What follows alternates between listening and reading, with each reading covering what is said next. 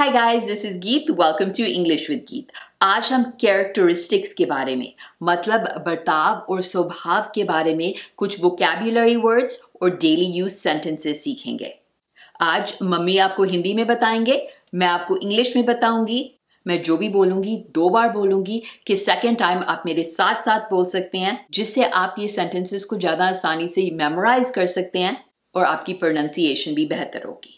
और ये वीडियो हमेशा की तरह एंड तक देखना, क्योंकि एंड में मैं आपका क्विज लूंगी। तो चलो शुरू करते हैं। पहला शब्द है भला।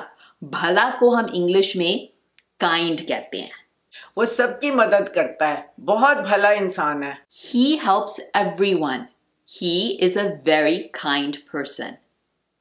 मेरे साथ कहिए, He helps everyone. He is a very kind person. अगला शब्द है हिम्मती या बहादुर, जिसे हम इंग्लिश में कहेंगे ब्रेव या courageous. वो किसी से नहीं डरता, बहुत बहादुर है। He isn't afraid of anyone. He is very brave. या आप कह सकते हैं He is very courageous. मेरे साथ कहिए, He isn't afraid of anyone. He is very brave. He is very courageous. अगला शब्द है मेहनती, जिसे हम इंग्लिश में कहेंगे hard working. वो दिन रात काम करती है, बहुत मेहनती है। She works day and night. She is very hard working. मेरे साथ कहिए, She works day and night. She is very hard working. अगला शब्द है बातूनी, जिसे हम इंग्लिश में कहते हैं talkative. वो चुप ही नहीं होती, बहुत बातूनी है। She never shuts up. She is very talkative. मेरे साथ कहिए, She never shuts up. She is very talkative. अगला शब्द है फुर्तीला, या इंग्लिश में कहेंगे energetic. वो थकती नहीं, बहुत फुर्तीली है। She never gets tired. She is very energetic. मेरे साथ कहिए, She never gets tired. She is very energetic. अगला कैरेक्टरिस्टिक है जिद्दी। इंग्लिश में हम कहते हैं stubborn. वो किसी की बात नहीं मानता, बहुत जिद्दी है। He doesn't listen to anyone. He is very stubborn. मेरे साथ कहिए, He doesn't listen to anyone. He is very stubborn.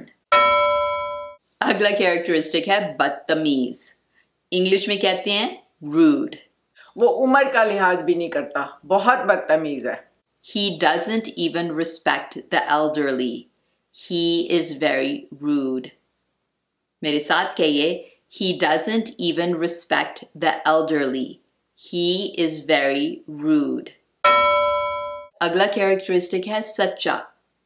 English में कहते हैं honest. वो झूठ नहीं बोलता, वो सच्चा इंसान है। He doesn't lie. He is an honest person. मेरे साथ कहिए, He doesn't lie. He is an honest person. अगला कैरेक्टरिस्टिक है भावुक। इंग्लिश में कहेंगे emotional. वो हर बात दिल पे ले लेती है, बहुत भावुक है। She takes everything to heart. She is very emotional.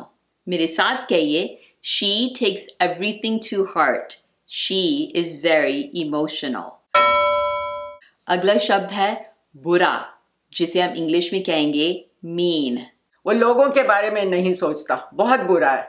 He doesn't think about people. He is very mean. मेरे साथ कहिए, He doesn't think about people. He is very mean.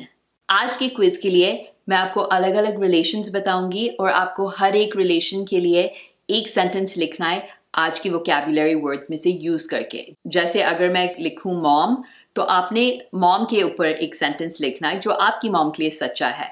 जैसे मैं लिखूंगी, My mom is very emotional. मतलब मेरी माँ बहुत भावुक है। अगर आप ऐसा करेंगे तो गारंटीड आपकी इंग्लिश इंप्रूव जरूर होगी।